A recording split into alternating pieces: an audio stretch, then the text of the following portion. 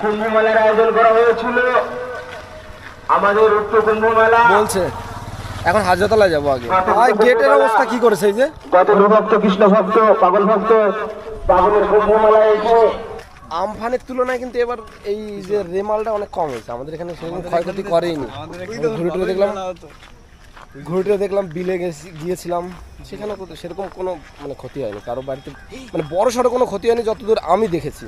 হাঁটতে হাঁটতে যাই আগে, তারপরে গণেশ পাগলের মেলায় যাব দেখতে।